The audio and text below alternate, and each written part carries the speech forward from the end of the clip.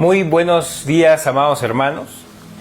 Hoy domingo 19 de julio del 2020, siendo las 11:26 de la mañana, ¿no? Es un privilegio una vez más poder saludarlos, poder compartir con ustedes en este precioso día.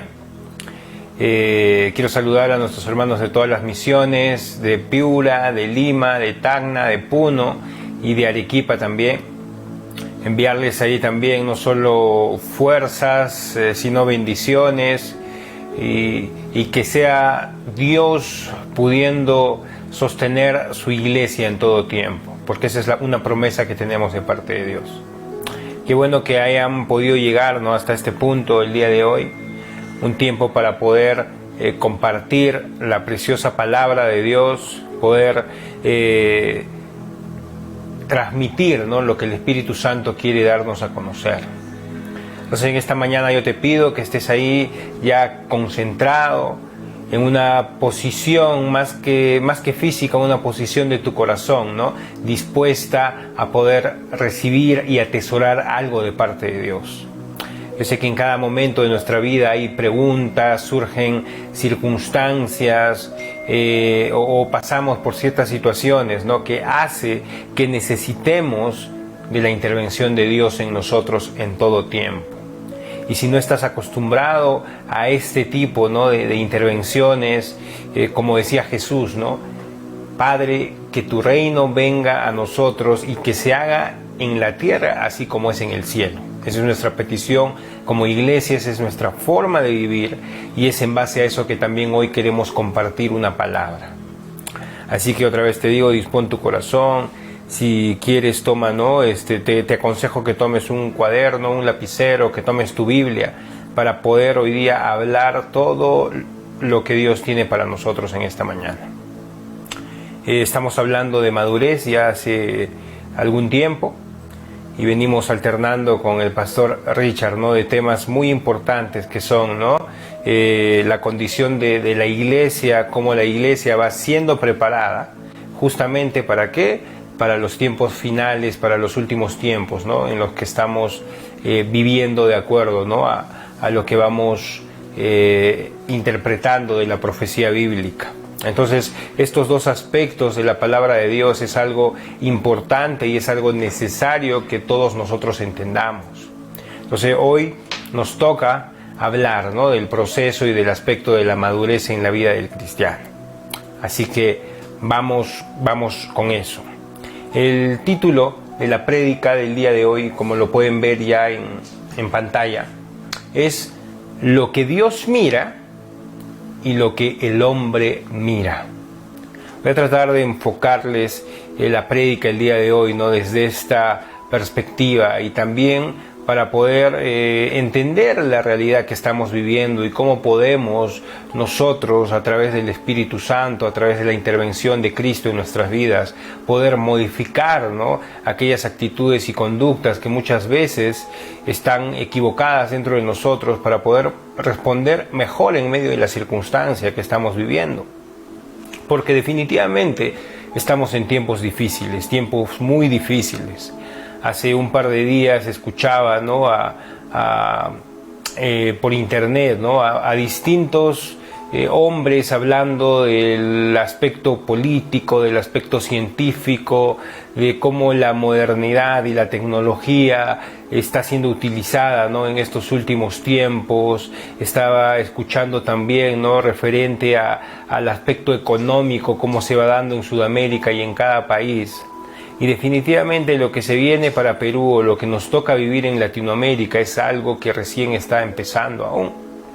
Todavía en ciudades como Arequipa recién estamos sintiendo los rezagos del colapso del sistema de salud. Estamos próximos recién a enfrentar, ¿no?, de aquí hasta fin de año y los siguientes 2 años, ¿no?, toda la contracción de la economía que ha habido durante estos meses. Muchos probablemente han dejado ya sus trabajos, muchos han abandonado algún negocio, algún emprendimiento que tenía en mente o que ya tenía en marcha. Y muchas cosas, ¿no?, de este tipo están comenzando a suceder. Y lo que se viene es aún más difícil, ¿no? Es lo que dice todo el aspecto político, social, económico y de la salud, ¿no? Pero la pregunta para nosotros como hijos de Dios, la verdadera cuestión, ¿no?, en la vida del cristiano es quiénes o qué tipo de personas van a poder sobrevivir, ¿no?, a todo esto que se viene. Es importante plantearnos estas preguntas para saber cuál debe ser la condición de nuestro corazón, ¿no?, desde la perspectiva bíblica, desde el consejo de Dios. Porque recuerda algo, ¿no? Esta no solo es una pandemia física, porque si bien es cierto, empieza desde lo externo, pero dependiendo de la fortaleza de cada persona, esta pandemia va a ir, ¿no?, cruzando diferentes niveles, ¿no?, de la condición del hombre.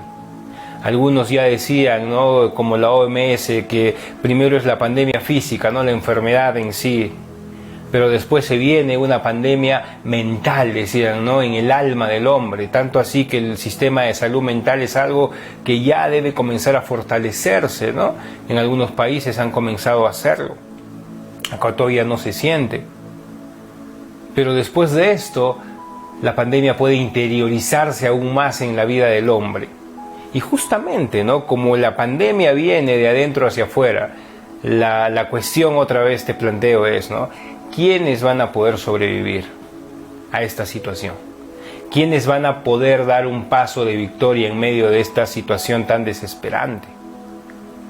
¿Quiénes van a poder dar respuestas concretas y sobre todo que sean funcionales para lo que Dios nos pide vivir en el reino? Definitivamente, creo yo, son personas que van a tener una característica que la Biblia habla, y esta es la madurez. Así de simple. Suena así de simple, pero vamos a hablar un poco más, ¿no?, de cómo la madurez va a hacer la diferencia, ¿no?, en las personas en este tiempo. En realidad, la madurez siempre es la diferencia entre una persona y otra. Siempre la forma de responder, siempre el éxito de las personas va a ir marcado, ¿no?, por la calidad del alma que tengan. Recuerda que esto, la palabra de Dios ya venía diciendo desde el Antiguo Testamento.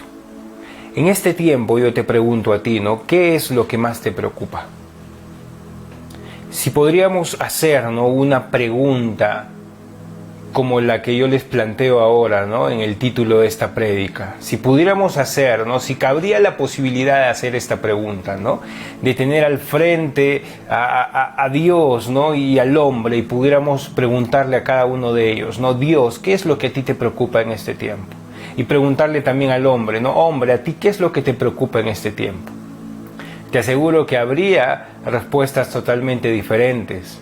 Y eso es justo lo que hoy el Espíritu Santo, ¿no?, me está llevando a abordar con ustedes, ¿no?, para entender desde la perspectiva bíblica cómo es que Dios nos ve en este tiempo y cómo nosotros debemos aprender a vernos también en este tiempo. ¿Qué es lo que mira Dios? ¿Qué es lo que le preocupa a Dios? ¿Cuál es el enfoque que Dios tiene de todo lo que está pasando en este tiempo? En primer lugar, quisiera que podamos ir, ¿no?, a un verso que a mí me gusta mucho, ¿no?, que está en Primera de Samuel 16:7.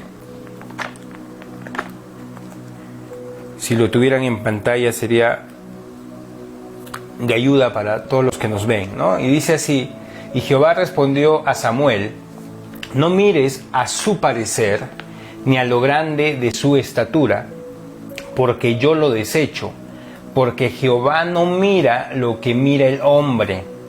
En otra versión dice, no, porque Jehová no mira lo externo, no mira la apariencia, pues el hombre mira lo que está delante de sus ojos, pero Jehová mira el corazón, mira el interior. Y mira, ¿no?, esta palabra es una palabra, ¿no?, un verso tan antiguo, ¿no?, de más de 3.000 años, hace más de 3.500 años se escribió este verso. Y ya la palabra de Dios nos daba un indicio de cuál es la preocupación y cuál es el enfoque de Dios cuando mira a su creación. Y nunca Dios en primer lugar está enfocado en lo externo o en las cosas pasajeras. Siempre el enfoque de Dios va a ser, ¿no?, mirar en el interior de nosotros. Va a ser mirar nuestro corazón. Recuerda algo, ¿no? Cuando Jesús vino a establecer el reino, Él también lo dijo con sus propias palabras, porque la gente esperaba un cambio externo. La gente quería evidencias naturales del reino de Dios. Pero Jesús claramente les dijo, ¿no?, en Lucas 17, 20 y 21, se los leo. Los fariseos le preguntaron a Jesús cuándo iba a venir el reino de Dios, y Él les respondió: la venida del reino de Dios no se puede someter a cálculos. No van a decir, mírenlo aquí o mírenlo allá. Dense cuenta que el reino de Dios está en su interior, está entre ustedes, está dentro de ustedes. Lucas 17, 20, 21. Entonces aquí Jesús también otra vez nos hace y nos da una vista de cómo es que Dios mira las cosas. Mientras que el hombre siempre está enfocado en sus sentidos naturales, porque eso es lo que ha aprendido, ¿no?, a vivir por medio de lo que puede observar, por medio de lo que puede medir, por medio de lo que está a su alcance. Ellos exigían de Dios una manifestación que ellos pudieran calcular. Y Jesús les decía, no es así. El reino de Dios empieza y está en ustedes, dentro de ustedes, entre ustedes. Y tienen que aprender a reconocerlo de esa manera. Incluso hoy en día, ¿cuántos de nosotros podremos estar enfocados solo en lo externo? Y por eso somos personas que no llegan a la madurez, porque solo somos movidos por aquello que vemos. La gente se alegra, no estoy seguro, muchos se acercan y me dicen, no, Pastor Jonathan, he tenido un sueño o he tenido una visión o he sentido algo tan bonito cuando he buscado a Dios. Y aún eso, que parece que le sucede solo a pocos, aún eso son experiencias naturales y externas solamente de la presencia de Dios. Pero eso no quiere decir que aquel que no tiene sueños y aquel que no siente, ¿no?, algo especial en su cuerpo cuando le ora a Dios, Dios no está con él. Porque dice la palabra de Dios, bienaventurados los que sin ver creen. Y ese es el reino de Dios que Jesús vino a exponernos en este tiempo.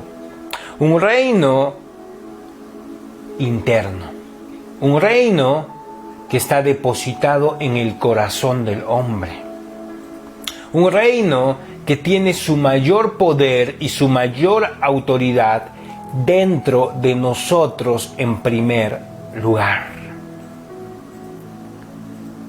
Entonces, definitivamente, Dios no está mirando la apariencia de las cosas, Dios está mirando todo el tiempo nuestro interior, nuestro corazón.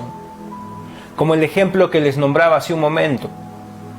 Eran los hermanos de David, hombres muy fuertes, hombres que tenían el porte de guerreros, hombres que tenían las habilidades y las competencias que eran evidentes y deslumbrantes delante de los hombres. Pero nada de esto deslumbró a Dios. Dios escogió al ojo del hombre un hombre pequeño, un hombre sin fuerza, un hombre sin mucho merecimiento, pero que en su corazón tenía todo lo que Dios deseaba en un hombre. De la misma forma, hoy nosotros tenemos que aprender en este tiempo de pandemia, mucho más que antes, a vivir por lo que está dentro de nosotros, más que solo por el enfoque externo de las cosas. Otra vez te digo, ¿no? El reino de Dios es un reino interno. ¿Eso qué quiere decir? Que Dios está mirando nuestro interior, Dios está mirando nuestro corazón. ¿Y qué es el corazón del hombre? Pues el corazón del hombre es su voluntad racional y su deseo emocional. Es lo que el hombre quiere hacer por su propia voluntad. Es los deseos hacia donde el hombre se dirige. Es los pensamientos que nacen de nosotros en nuestro interior. Y eso es lo que Dios ve. Por eso era tan clara la palabra de Dios, incluso antes de instituirse los 10 mandamientos en Deuteronomio 6:5, ya nos decía que lo que Dios le interesaba era el interior del hombre. Por eso Deuteronomio 6:5 nos decía, ¿no? Tú, hombre, ama a Dios con tu interior en primer lugar. Siempre la gente malinterpreta las cosas, lamentablemente. ¿Por qué? Porque el hombre hizo de este mandato de Dios solamente un agente de control externo. Y eso es lo que se convirtió en la ley, solo un corrector de la conducta externa del hombre, mientras que el corazón seguía en la misma condición de desagrado delante de Dios. Pero Dios ya nos decía, ¿no? Desde Deuteronomio 6:5, otra vez les digo, ¿no? Que lo más importante para Dios era que nosotros aprendamos a amarlo desde nuestro interior. Aún en el Antiguo Testamento Dios no te pedía, ¿no?, una cierta posición o muchos regalos o que externamente hicieras esfuerzos para demostrarle que le amabas. Lo primero que Dios nos pidió es: ámame con todo tu corazón, con todas tus fuerzas, con toda tu alma. Y al final también nos decía, ¿no? Y obviamente esto va a manifestarse en tu cuerpo, en lo que tú puedas hacer con tus fuerzas. Pero esta es la petición de Dios para con nosotros. En Mateo 12:34 también nos habla la palabra de Dios que Jesús ya exponía el corazón del hombre. Y el mensaje del reino, el mensaje del evangelio que Jesús manifestó en aquel tiempo fue un mensaje dirigido no hacia la conducta del hombre, sino hacia su corazón. Porque Jesús claramente dijo, ¿no?, en Mateo 12:34, lo malo no puede entrar al corazón del hombre, por el contrario, lo malo es lo que sale de él, lo malo es lo que sale de su interior.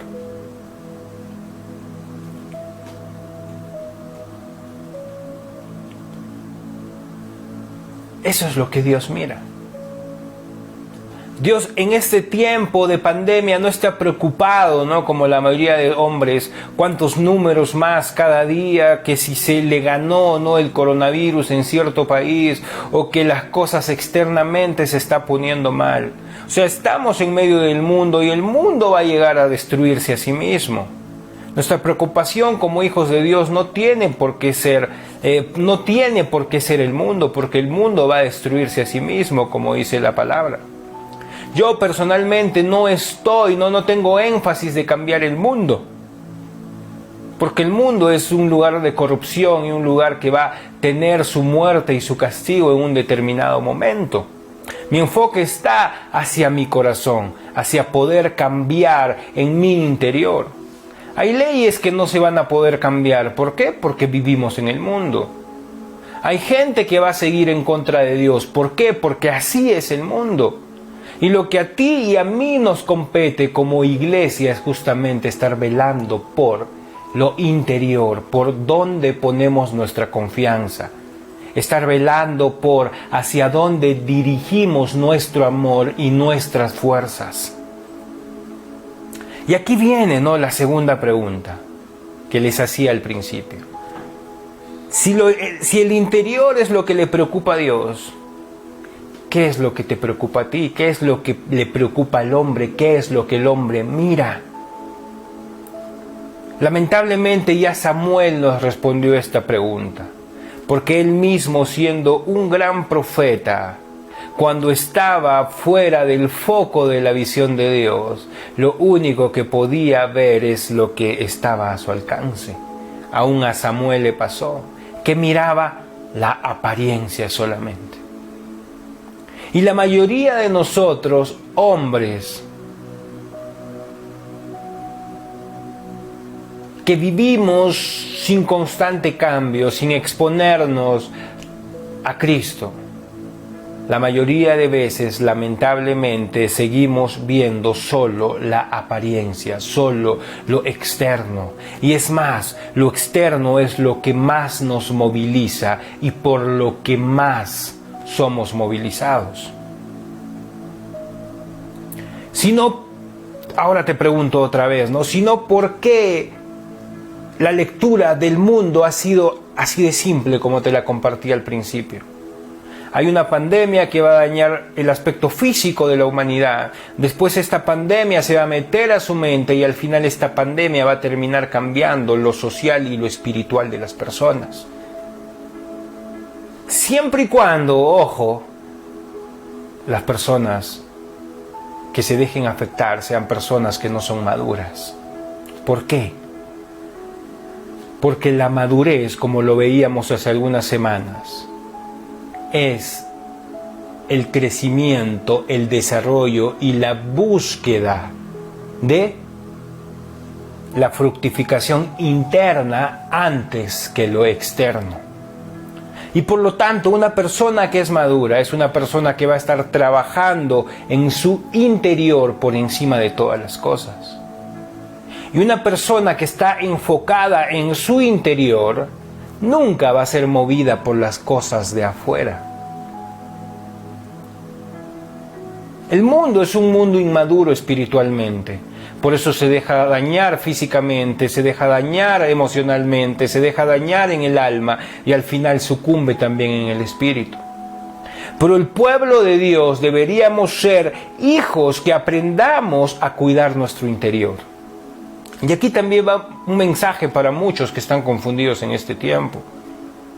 Como Jesús ya lo había anticipado muchas veces, la enfermedad y mientras vivamos en este mundo, muchas cosas podrán llegar hasta tocar tu cuerpo tal vez, pero no tiene por qué tocar tu corazón, tu alma, tu interior y tu seguridad en Dios. ¿Esto qué quiere decir? Que seguramente muchos dentro del pueblo de Dios pueden enfermarse, ¿no?, de esta enfermedad como de cualquier otra. Pero esto no quiere decir que porque tu cuerpo externo ha sido tocado, también tenga que ser tocado tu corazón, tu interior y tu seguridad. Ahí está justamente nuestra diferencia entre cómo el Hijo de Dios mira las cosas y cómo el mundo se deja gobernar por lo que está afuera. Pues tu iglesia, si tu familia, si tu barrio o si tu ciudad y tu país ha sido tocado externamente por un virus, no dejes que tu alma, que tus emociones, que tu mente, que tu conducta y mucho menos tu espíritu sea también tocado por esta pandemia. Porque si la pandemia física es terrible, imagínate lo que sería una pandemia en el alma y en el espíritu de las personas. Esto es algo que los está destruyendo a muchos, pero es algo que no te debe suceder ni a ti ni a mí. ¿Por qué? Porque nuestro interior se supone que está en un proceso de madurez y de cuidado interno constante.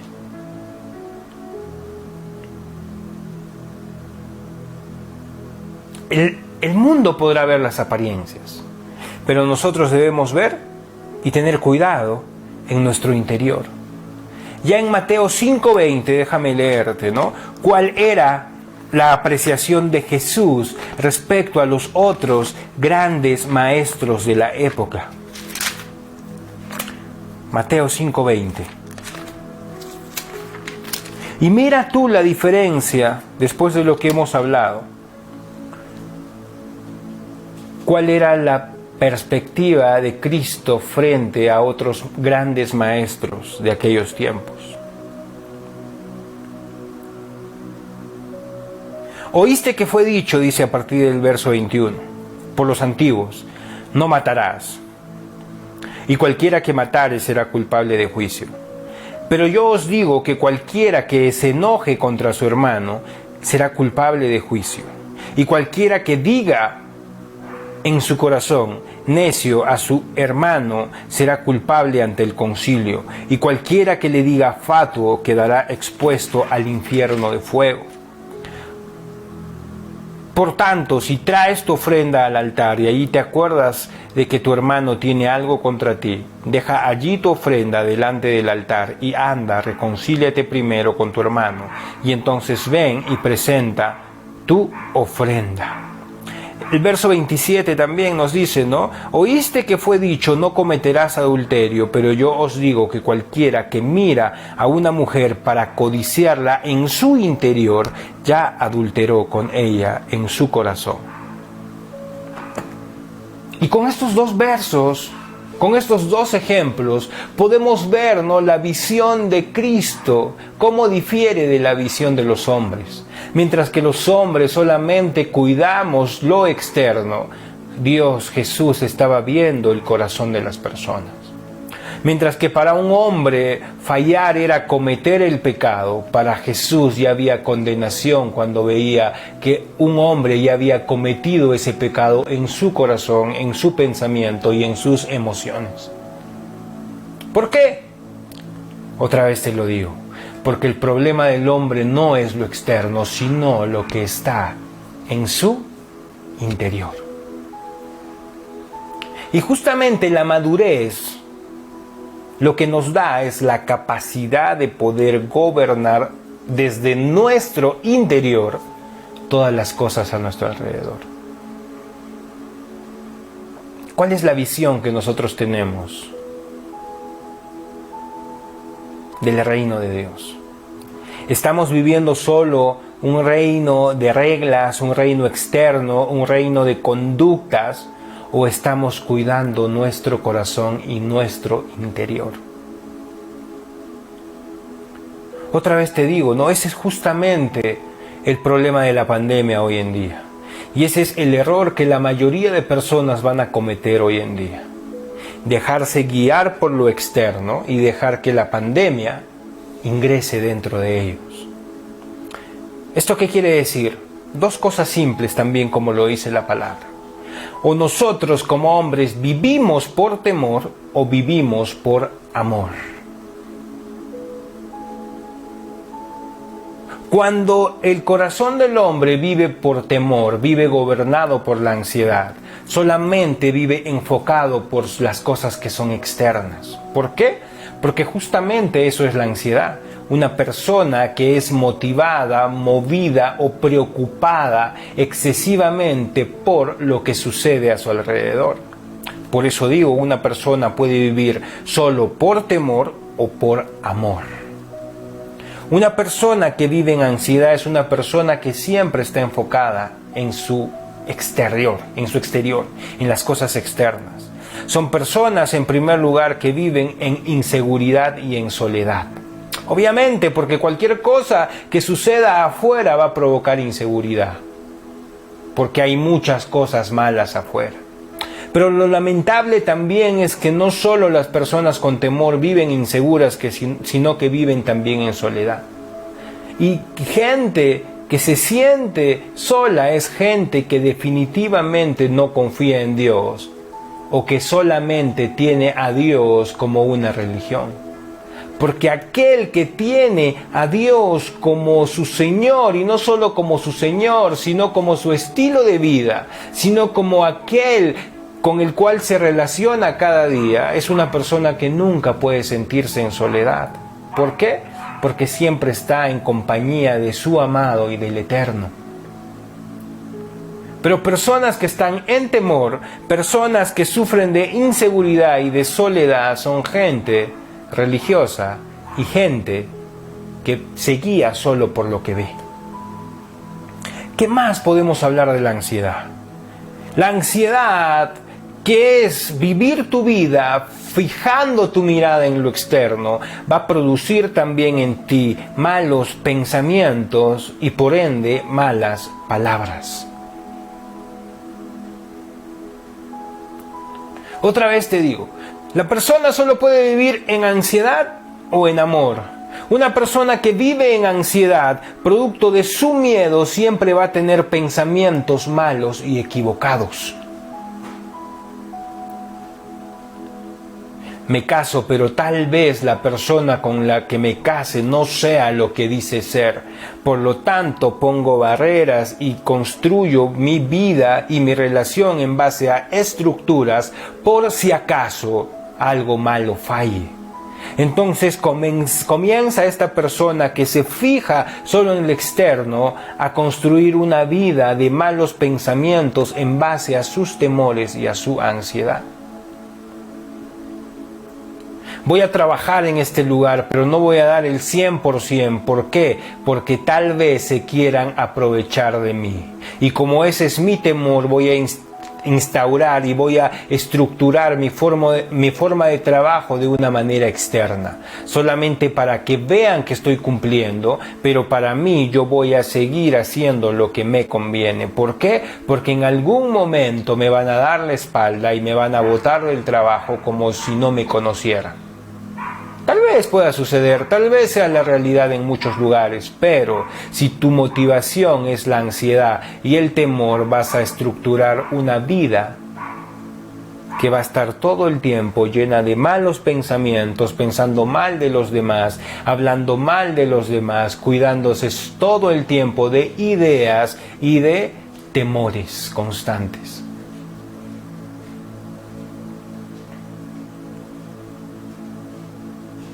Ansiedad nos lleva también a estructurar la vida de nuestros hijos de tal manera que ellos nunca, pero nunca puedan exponerse a otros. Una persona con ansiedad es una persona que siempre va a querer controlarlo todo y por lo tanto siempre va a ser aquellos que digan no, piensa mal y triunfarás. ¿Por qué? Porque en algún momento me pueden hacer el tonto. Y para evitar eso, estructuro mi vida en base a malos pensamientos, en base a por si acaso, en base a cuidados excesivos. ¿Y eso qué va a hacer? Que estructures tu vida desde el miedo y desde el temor solamente. Y es lamentable vivir así. ¿Por qué? Porque no puedes disfrutar nada. ¿Qué más provoca la ansiedad? ¿O qué más es la ansiedad para el hombre? Es el principal opositor del crecimiento interior. Es el principal opositor del carácter. ¿Por qué? Una persona que vive en constante ansiedad nunca desarrolla su carácter. Una persona que vive estructurando su vida en base al temor siempre va a estar en oposición a un crecimiento externo. ¿Por qué? Porque siempre va a guiarse solo por lo que puede ver y por lo que puede medir. Por lo tanto, como su enfoque es siempre externo, nunca va a darse la posibilidad de trabajar internamente. Por eso personas ansiosas nunca maduran, nunca construyen carácter.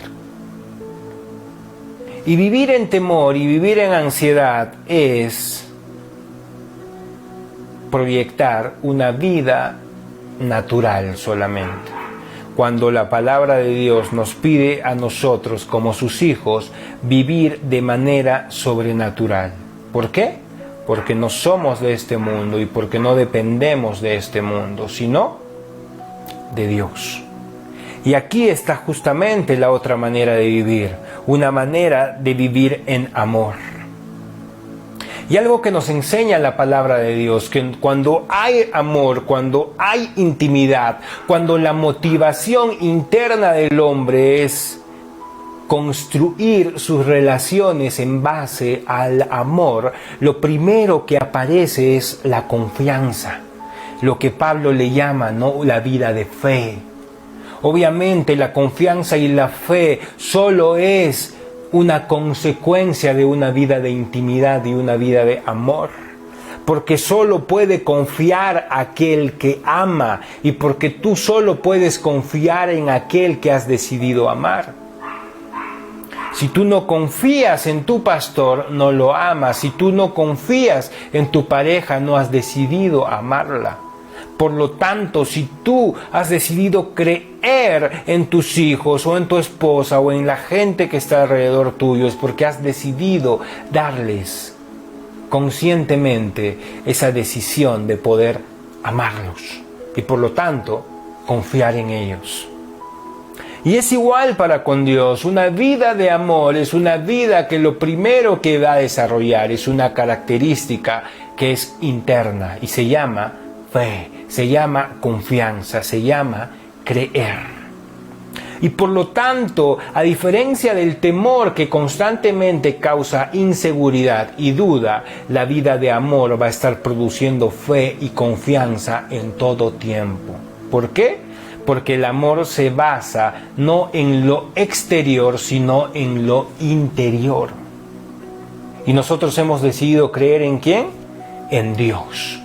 Y esa es nuestra seguridad, no una seguridad que se basa en lo que está sucediendo, porque el mundo puede estar desmoronándose, pero yo sigo viviendo en fe porque he decidido amar y ser amado por Dios.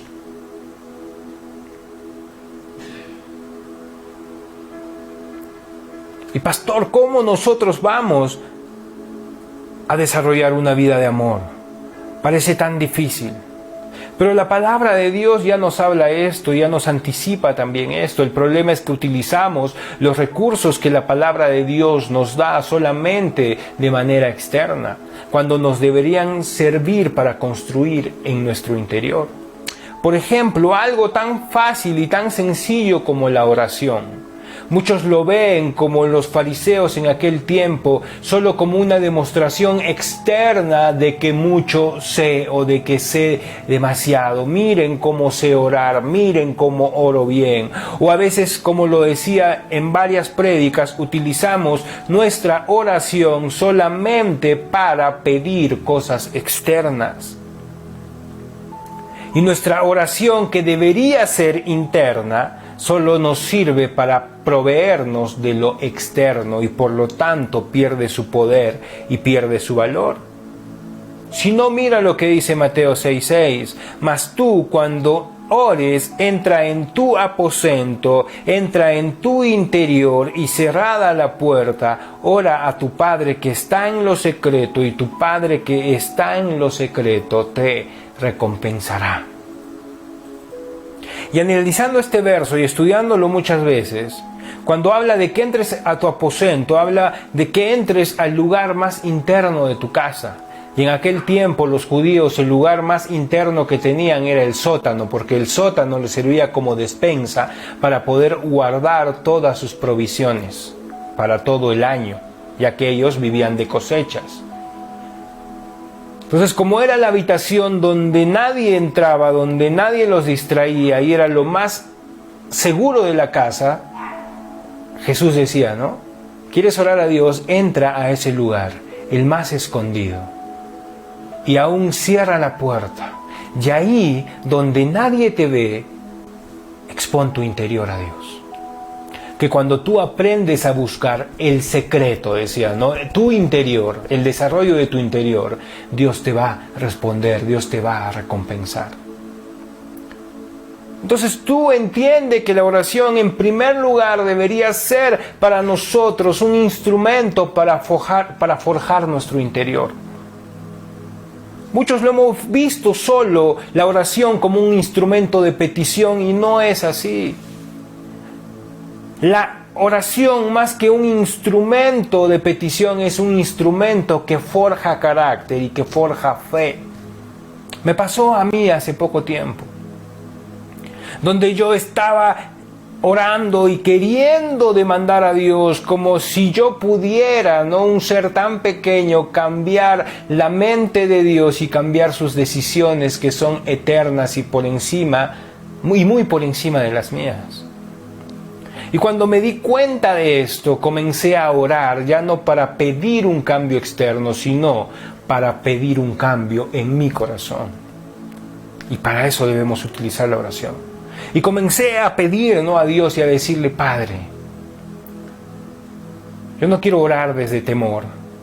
Yo no quiero cambiar nada en lo externo. Yo no quiero movilizarte a ti a hacer cosas como si tú no tuvieras nada en control, como si tú estuvieras equivocado, como si alguien tuviera que decirte lo que tienes que hacer porque tal vez no te diste cuenta de lo que está sucediendo. No es así. Tú ya tienes una decisión, Dios. Tú ya tienes una forma de proceder. Y estoy seguro que eso es bueno, agradable y perfecto. Aún así yo hoy no lo entienda. Y por lo tanto, hoy si oro no es para pedirte mi conveniencia, sino para pedirte que mi corazón entienda tu voluntad. Y que mi corazón hoy, que está tan perturbado por lo externo, pueda sincronizarse contigo, con tu voluntad, y estar de acuerdo con lo que tú vas a hacer. Y sé que cuando mi corazón encuentre esa seguridad en ti, va a producir fe.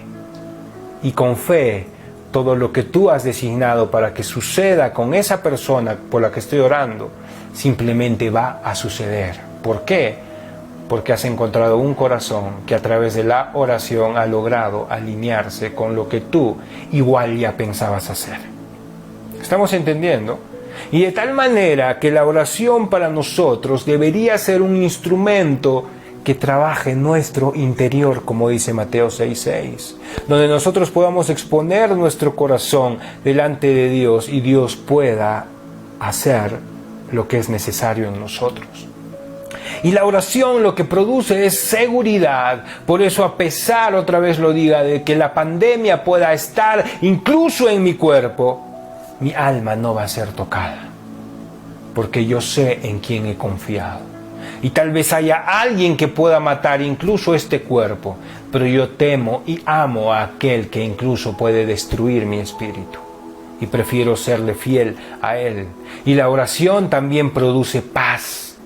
Y aquí está, ¿no?, la otra arma que nos enseña David, ¿no?, incluso desde el antiguo tiempo. Y nos hablaba, ¿no?, de meditar de día y de noche en la palabra y en la voluntad de Dios. Y muchas veces también nos hemos equivocado porque pensamos que meditar es estar viendo nuestras conductas externas solamente, cuando la meditación se trata de ver lo que hay dentro de nosotros con la ayuda del Espíritu Santo. ¿Por qué? Porque te aseguro que al igual como me pasa a mí, también te pasa a ti, que tus principales luchas no son la manifestación de tu ira, sino la ira que tú tienes en tu corazón. Que el principal problema no son las peleas que tienes con la gente, sino el por qué y por lo que albergas dentro de ti. Porque más poderosa es la ira que está dentro del corazón que aquella que se puede manifestar. Y muchas veces huyendo o alejándote de la gente puedas evitar explotar externamente con otros, pero en tu corazón te quedas con todo ese odio y con todo ese rencor y con toda esa ira reprimida que en algún momento va a salir. Y ese es el verdadero trabajo de la meditación, poder trabajar y transformar lo que se quedó y lo que hay en tu interior. Porque fácil de repente en algún momento es callarnos, no decir nada y retirarnos.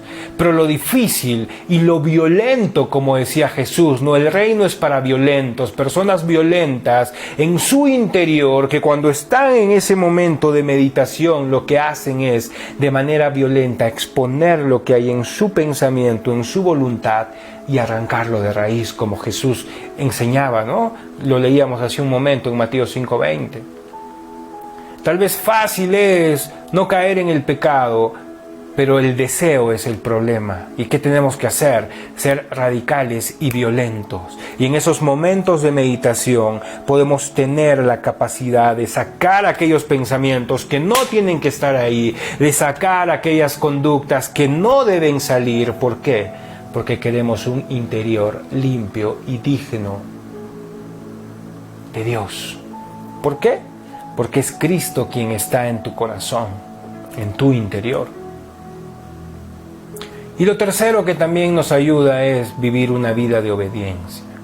Y no de una obediencia basada en el temor al castigo, que solo hace por apariencia para que otro le aplauda o para que otro no lo castigue, sino una vida de obediencia basada en el amor, que sabe someterse a pesar del dolor, que sabe que le piden hacer algo distinto a lo que su voluntad quiere hacer y que están como Jesús en el Getsemaní diciendo: Padre, aunque me duela y aunque no quiera hacerlo, lo voy a hacer porque lo que yo busco es amarte a ti, y solo de esa manera mi corazón va madurando y va expulsando y va sacando toda esa pus que en algún momento estuvo guardado dentro de mí. ¿Estamos entendiendo? Así es como una vida de amor se va forjando, a diferencia de una vida de temor. Mientras que la vida de temor se basa en lo externo, la vida de amor se basa en lo interno. Mientras que la vida de ansiedad se basa en lo que puede medir, la vida de amor se basa en lo que no puede medir, en lo inmensurable, en lo que incluso no se puede tocar, o sea, Dios mismo.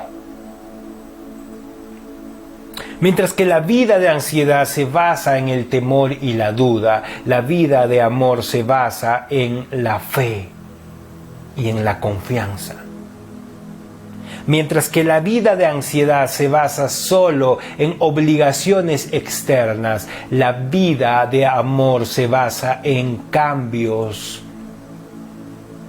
internos, en corazones sinceros, en cero hipocresía. Y muchas veces duele, muchas veces algunos insultan, pero yo prefiero tener una vida de amor y reconocer mis pecados las veces que sean necesarias y volver a pararme y decir: voy a intentarlo otra vez, a solo tener una vida de apariencia. Porque mientras unos maduran, los otros van siendo consumidos desde afuera hacia adentro. Y llegará un tiempo, como dice la palabra, donde el rechinar y el crujir de dientes llegará. Y donde cada uno, de acuerdo a la condición de su corazón, tendrá o una recompensa o una justa paga por su estilo de vida. Como decía Job: al que teme le sucederán sus más grandes temores, mientras que al que ama le está reservado el reino de Dios. ¿Amén? ¿Estamos entendiendo? Y aquí es donde algo más quiero sumar para ustedes. Lo dejé para el final, quiero que lo podamos leer. Si lo tienen en pantalla, por favor, Juan 1, del 1 al 4. Y con esto quiero redondear una idea que siempre me gusta, ¿no? Hablar de quién Cristo es, porque ese es el centro, ¿no? De nuestro cristianismo, Cristo mismo. En el principio era el Verbo, y el Verbo era con Dios, y el Verbo era Dios. Este era en el principio con Dios. Todas las cosas por Él fueron hechas, y sin Él nada de lo que ha sido hecho fue hecho. En Él estaba la vida, y la vida era la luz de los hombres. ¡Wow! ¡Qué precioso! Es uno de los versos que más me están impactando este tiempo, ¿no? Porque este tiempo estamos enfocándonos, ¿no?, en Juan. Tanto yo, ¿no?, en predicar sobre madurez, ¿no? Todo lo que estoy hablando es referente a lo que Juan nos enseña de la madurez y de la preparación, ¿no?, del hombre interno. Y de la misma manera, ¿no?, todo lo que nos está enseñando el pastor Jorge Richard tiene que ver también con Juan, ¿no?, hablando de la profecía del último tiempo. Entonces nos estamos basando, ¿no?, en el mismo hombre, el que habla del final de los tiempos y el que habla también de la condición que el hombre tiene que alcanzar, ¿no?, para ese momento glorioso. Y aquí Juan nos dice algo muy importante, ¿no? Nos dice: en el principio ya era Cristo, y Cristo era el Verbo, Cristo era la palabra. Y lo que utiliza aquí, ¿no?, Juan para describir a Cristo es logos, en griego, ¿no?, logos. Y logos significa palabra. Y muchos hemos malentendido también, ¿no?, esta forma natural, ¿no?, de ver a Cristo, porque muchos hasta nos hemos hecho una especie de pregunta, ¿no? Yo incluso muchas veces lo he hecho, ¿no? Y es como que hemos tratado de resumir a Cristo solo en acciones y solo en formas. Tanto así que alguna vez en mi vida yo me preguntaba, ¿no?, ¿qué Cristo haría en mi lugar? Pensando que Cristo es solamente las cosas externas que podemos llegar a hacer, cuando Cristo es lo que está adentro de ti, en tu interior. Y lo que logos significa es justamente eso. Uno de los significados más grandes de logos es razón, sentido, forma. Eso es lo que significa logos.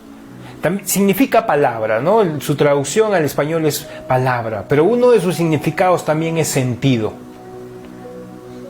Ustedes saben, ¿no?, yo soy terapeuta en salud mental, y por ejemplo la logoterapia, que viene también, ¿no?, es una terapia de logos.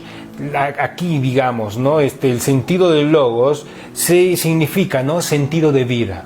Y esta terapia, por así decirlo, ¿no?, se basa en ayudar a la gente encontrando su propósito y su sentido de vivir. Y la misma palabra es utilizada en el griego, haciéndonos entender Juan que cuando nosotros estamos interiorizando a Cristo en nuestro corazón, no tengamos esa imagen que muchas veces hemos tenido tan natural, ¿no?, de que tenemos a un Cristo pequeñito sentado en un trono en nuestro corazón, ¿no? O como que solo ese Cristo que está en nuestro corazón va a hacernos hacer cosas que sean catalogadas como buenas. No, sino que aquí Juan nos explica claramente que cuando el Logos, cuando Cristo es interiorizado en nosotros, nuestra vida cambia de sentido y adquiere un propósito interno de vida. Y se convierte en nosotros en una motivación para hacer las cosas. Por eso yo te decía que cuando ores lo que debes buscar es un cambio de sentido para que lo que estás pidiendo no sea solo para suplir tu deseo, sino para que Cristo, para que su voluntad, para que su sentido de vida vaya transformándote a ti de tal manera que tú sepas responder como Él va forjando tu vida. Y nuestra petición en este tiempo, ¿cuál debe ser? Señor, sé que es más fácil guiarme por protocolos o que tú me digas qué hacer en cada circunstancia, pero yo prefiero que tú vayas cambiando mi interior, y sé que mientras yo vaya siendo transformado en esta vida, van a ir saliendo respuestas de mí que van a producir cambio y van a producir vida. Porque recuerda algo, lo que el Logos causa en nuestro corazón es vida, significa sentido de la vida. Por eso Cristo también es vida, como leíamos en el verso 4. Jesús era la luz y la vida de los hombres. Y hasta explicarlo es difícil, sé que muchos no lo entienden y yo muchas veces no sé cómo explicarlo. Y eso es bueno, ¿por qué? Porque a ti ahora te corresponde en la intimidad buscar, en el secreto buscar, que Dios vaya cambiando tu interior y que eso vaya haciendo que la manifestación de la vida que hay en ti pueda también exteriorizarse en algún momento y otros puedan tomar de ti, de una persona que es madura, de una persona que no se deja cambiar por las circunstancias, que limita la pandemia y que no va a dejar que haya una pandemia en su alma y mucho menos en su espíritu, porque todo el tiempo está centrando su mente y su corazón, como Jesús nos lo enseñó, en nuestro interior y no en el exterior de las cosas. Eso es lo que hace una persona madura. Entonces yo te digo a ti, ¿no, amado hermano, hermana, amigo, amiga, que me escuchas en esta mañana o en esta tarde ya, ¿qué es lo que te preocupa? Sabiendo hacia dónde Dios dirige su mirada, ¿qué es lo que vas a mirar? ¿Estás decidido a construir una vida de madurez de la mano de Cristo, a construir relaciones maduras de la mano de Cristo? ¿O vas a seguir guiándote solo por lo superficial y por lo externo? ¿Vas a seguir reaccionando solamente a lo que suceda o vas a ir construyendo de acuerdo al cimiento que pongas en tu corazón? Dios quiere una iglesia madura, una iglesia perfecta, una iglesia santa. Mientras que los hombres se enfocan solo en la provisión y en lo que pueden alcanzar externamente. Pues es tiempo de cambiar nuestro enfoque. Es tiempo de que comencemos a mirar como Cristo ve. Es tiempo que nos quitemos la venda de los ojos, que nos quitemos la careta de hipocresía. Sé que suena duro, pero es tiempo de que dejemos de vivir por religiosidad, solo por cuestiones externas, y comencemos a vivir con seguridad, con paz y con obediencia en nuestro interior.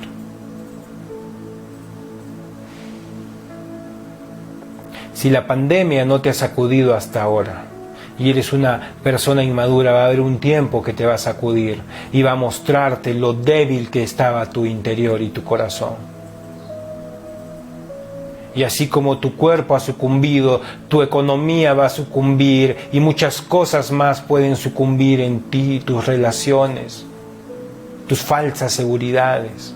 Y eso simplemente va a ir demostrando la estructura interna pobre que tenías. No sigas construyendo más en el exterior, no sigas más llenándote de apariencias.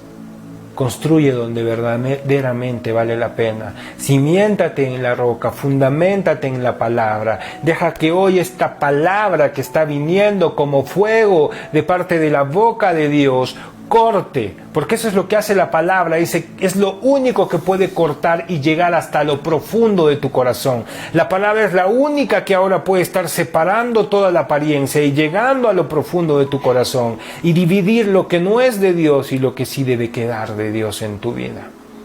Y esta es tu decisión ahora. Decide vivir por el Espíritu, decide vivir por decisiones internas y no por reacciones a lo que externamente nos está pasando. Deja de vivir por temor, yo te digo, y comienza a vivir en la gracia y en el amor sobrenatural de nuestro Padre eterno. Hoy es tu oportunidad, hoy es nuestra oportunidad de poder crecer, de poder madurar.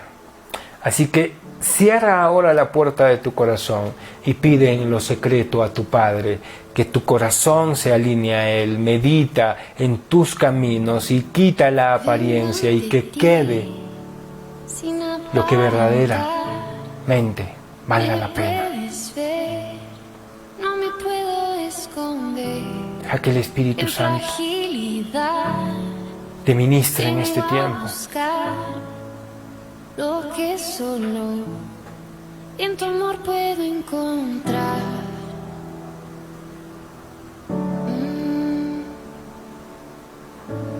Padre amado, sopla como el viento susurra. sopla en nosotros, Espíritu Santo. Quiero saber que estás cerca. Muéstranos que estás cerca, a pesar de que no veamos, a pesar de que no sintamos, a pesar de que nuestro exterior no reaccione. Queremos sentirte en el interior de nuestro corazón.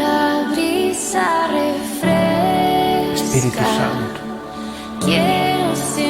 aunque no sintamos que sucede nada, tú muévete en medio de nosotros y manifiesta tu presencia para con tus hijos, para aquellos que han decidido cambiar de conducta, mirar su forma de actuar Queremos entregarte nuestro interior, entregarte nuestro corazón a ti, Padre. Que tu voluntad sea guiando nuestros pensamientos y nuestros deseos.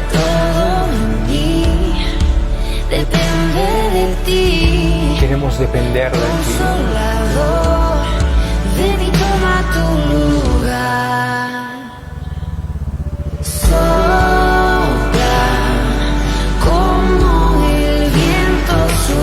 Cierra la puerta y exponte a Dios en esta mañana. Que no sea solo una posición externa, sino que pide que tu corazón sea alineado a su voluntad. Pide que tu mente llegue a ese lugar incomprensible para la mente del hombre.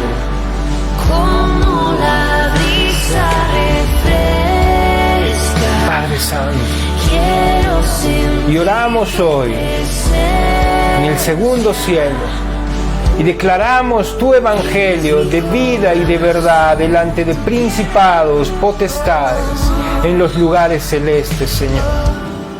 Porque allí es donde nosotros gobernamos, desde lo interno, desde el Espíritu. No queremos reaccionar solo a eventos externos. Queremos construir internamente esa palabra, ese logos, ese sentido de vida. Queremos interiorizar a Cristo dentro de nosotros, no como una imagen religiosa, no como conducta solamente, sino como una forma de vida, como un estilo de vida, como una esencia, Padre Santo. Que tu Espíritu Santo habite en nosotros en este tiempo. Y tú se dando claridad, respuesta, palabra, paz, seguridad, confort y una conciencia tuya a cada uno de tus hijos que hoy escuchan esta palabra y han dispuesto su corazón y han abierto su corazón delante tuyo, Padre amado. Te damos gracias, Señor. Te damos gracias, Padre. Esta pandemia, Señor, a lo mucho podrá tocar nuestro cuerpo, pero no tocará tu habitación, tu morada en nuestro corazón, porque depende de ti, nuestra alma, nuestro espíritu y nuestro cuerpo, Padre. Sigue enseñándonos en este tiempo, sigue llevándonos a una vida de amor y sigue apartándonos de una vida de ansiedad. Gracias, amado Padre Celestial. En tu nombre, Cristo, hemos orado en esta mañana. Amén, amén y amén. Así que, precioso hermano, sigue los consejos que el Espíritu Santo te ha dado hoy. Comienza a construir externamente y dejemos de vivir por apariencias. Que Dios te bendiga y te proteja y proteja a los suyos en este tiempo, que externamente es difícil, pero de crecimiento gigantesco en el espíritu y en el alma de su iglesia. Bendiciones.